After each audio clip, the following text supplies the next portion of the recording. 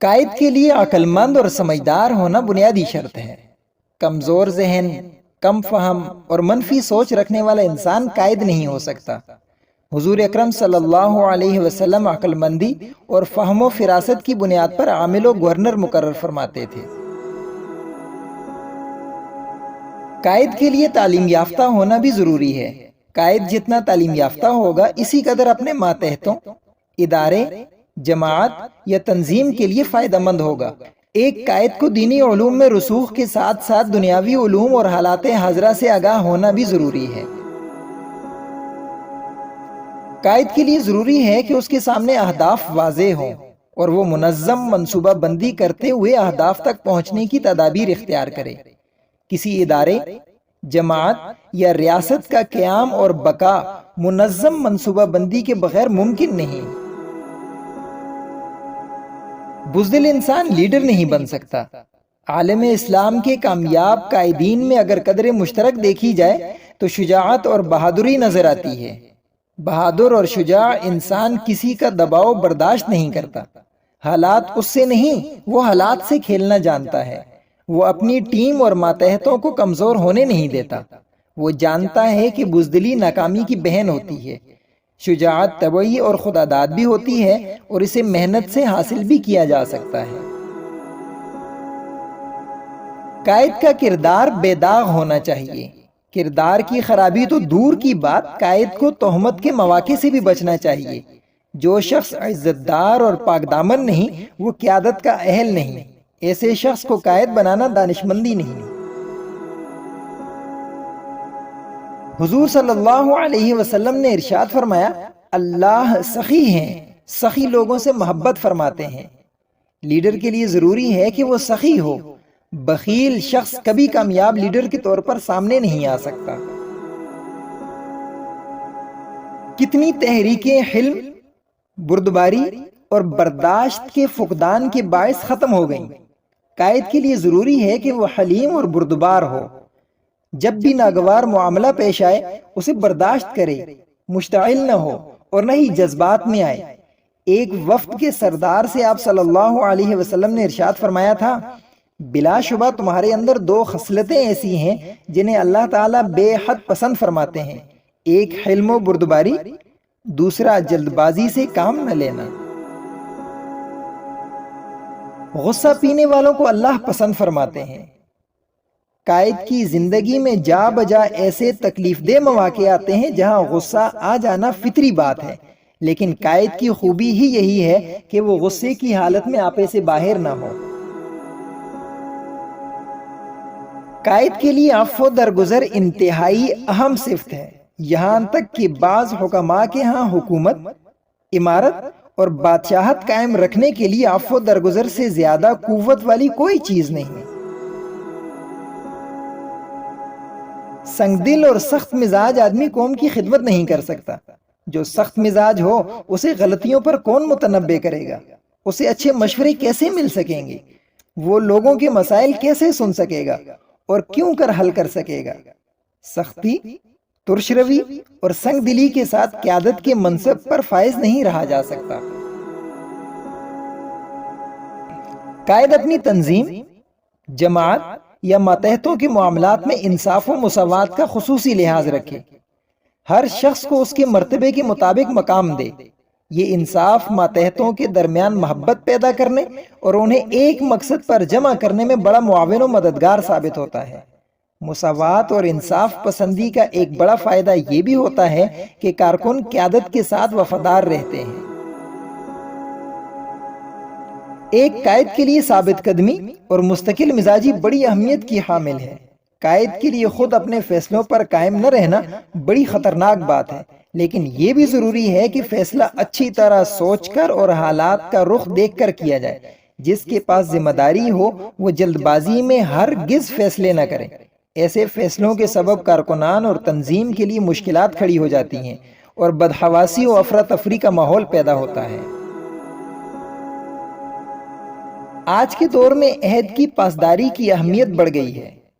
Media کی وجہ سے اب اگر کوئی وعدہ خلافی کرتا ہے تو بہت نقصان اٹھاتا ہے۔ قائد وعدے کو بہر صورت نبھائے اور اس کی پاسداری کو فرض کا درجہ دے۔ سچی بات کا اثر دائمی اور جھوٹ کا اثر عارضی ہوتا ہے۔ ایک قائد کو جھوٹ سے کوسوں دور بھاگنا چاہیے اور اپنا دامن جھوٹ کے داغ سے ہمیشہ پاک رکھنا چاہیے۔ قائد کو چاہیے کہ مجلس کی باتیں امانت سمجھے۔ بسا اوقات بے احتیاطی کی وجہ سے راز افشا ہو جانے سے پوری تحریک اور حکمت عملی ناکامی سے دوچار ہو جاتی ہے۔ رسول اللہ صلی اللہ علیہ وسلم کے ارشاد کا مفہوم ہے کہ اپنے رازوں کو چھپا کر اپنی ضروریات کی تکمیل میں مدد حاصل کرو۔ ایک قائد کے لیے یہ صفت بڑی اہمیت کی حامل ہے کہ وہ ہوشیار اور بیدار مغز ہو۔ دور اندیش کو عربی زبان میں الحازم کہتے ہیں۔ نبی کریم صلی اللہ علیہ وسلم ہمیشہ دور اندیشی پر مبنی فیصلے فرمایا کرتے تھے۔ صلح حدیبیہ کا معاہدہ آپ صلی اللہ علیہ وسلم کی حزم کے کمال کا مظہر تھا۔ قائد ہر کام کو صحیح طور پر اور موزوں وقت پر سر انجام دیتے ہوئے عمدہ انداز میں اپنی منزل تک پہنچنے کی کوشش کرے۔ ہر جگہ سمجھداری کا اظہار کرنے کے بجائے بوقت ضرورت قائد کو چاہیے کہ وہ جانتے بوجھتے انجان بن جائے اور چشم پوشی سے کام لے۔ لیڈر کی نمایاں ترین صفات میں سے ایک تواضع بھی ہے۔ جو شخص مسلمانوں کی خدمت پر مامور ہو اسے متواضع ہونا چاہیے۔ اس صفت کے بلبوتے پر وہ اہداف و مقاصد تک بآسانی پہنچنے میں کامیاب ہوگا۔ یاد رکھیں، تکبر کو ام الخبائث کہا گیا ہے۔ ہر فساد کی جڑ تکبر ہوتا ہے۔ جس قائد کے دل میں بغض اور حسد ہوگا وہ کبھی بھی کسی کو ترقی نہیں دے گا اور اس کے ماتحت کبھی ترقی نہیں کر سکیں گے، جس کے نتیجے میں بددلی اور بغاوت کے جذبات پیدا ہوں گے۔ قائد کو چاہیے کہ اپنا دل ساتھیوں کی طرف سے صاف رکھے۔ صبر کا وصف بھی قائد کے لیے حد درجہ ضروری ہے۔ صبر کے وصف سے متصف قائد بڑے بڑے واقعات و حادثات میں بھی اطمینان اور تحمل سے فیصلہ کر سکتا ہے۔ آج صبر کا وصف مفقود ہے، جس کی وجہ سے خلفشار، انتشار اور لوگوں کے درمیان حسد، کینہ اور بغض ہے۔ صبر کرنے کا وقت تھوڑا ہوتا ہے مگر اس کے بعد آسانیاں ہی آسانیاں ہوتی ہیں۔ نیز قائد اگر جلد باز اور بے صبرہ ہوگا تو اللہ کی نصرت سے محروم رہے گا۔ قائد پر اللہ تعالیٰ کی نعمتیں عام لوگوں سے زیادہ ہوتی ہیں، اس لیے قائد کے لیے شکر بجا لانا اور بھی زیادہ ضروری ہو جاتا ہے۔ شکر کا سب سے عمدہ طریقہ یہ ہے کہ اللہ تعالیٰ کی دی ہوئی نعمتیں، جسمانی اور دماغی صلاحیتیں امانت سمجھ کر اللہ کی اطاعت اور خلق خدا کو فائدہ پہنچانے میں لگائی جائیں۔ اگر قائد اپنی صلاحیتوں کو بروئے کار نہیں لائے گا تو اللہ تعالیٰ اس سے چھین کر دوسروں کو دے دے گا۔ قائد کو چاہیے کہ نفسانی خواہشات کو چھوڑ کر شریعت مطہرہ اور سنت نبوی کی پیروی کرے۔ خواہشات کی پیروی کرنے سے سارا نظام درہم برہم اور زمین و آسمان میں فساد برپا ہو جاتا ہے۔ خواہ کسی کا رویہ اچھا ہو یا برا، قائد کو چاہیے کہ ظاہراً ہر ایک سے اچھا برتاؤ کرے۔ مدارات اور مداہنت میں فرق یہ ہے کہ برے آدمی سے اچھا برتاؤ اسے حق کی طرف لانے کے لیے کیا جائے تو یہ مدارات ہے، اور اگر اچھا برتاؤ اس لیے کیا جائے کہ وہ باطل پر ہی رہے تو یہ مداہنت ہے جو شرعاً مذموم ہے۔ قائد ایسا نہ ہو کہ فتنہ باز لوگوں کی باتیں سنے اور ان کے کان بھرنے سے متاثر ہو کر فیصلے کرے۔ کسی بھی خبر پر بلا تحقیق یقین نہ کرے۔ نیز قائد کا اپنا مزاج بھی ایسا ہو کہ وہ لوگوں کی جاسوسی نہ کیا کرے۔ چغل خوری اور غیبت سننے اور لوگوں کی ٹوہ میں لگنے سے شریعت نے سختی سے منع کیا ہے۔ امت مسلمہ کی تباہی کا سب سے بڑا سبب یہ رہا ہے کہ مسلمان حکمران کافروں سے قلبی دوستی قائم کر کے ان کی ہر بات ماننے پر تیار رہتے ہیں۔ قرآن و حدیث میں بغیر کسی بڑی مصلحت اور حکمت کے کفار کو دوست بنانے سے منع کیا گیا ہے۔ قائد کے لیے سب سے خطرناک بات یہ ہے کہ وہ لوگوں کو ذمہ داریاں دے کر آرام سے بیٹھ جائے اور خیر خبر نہ لے۔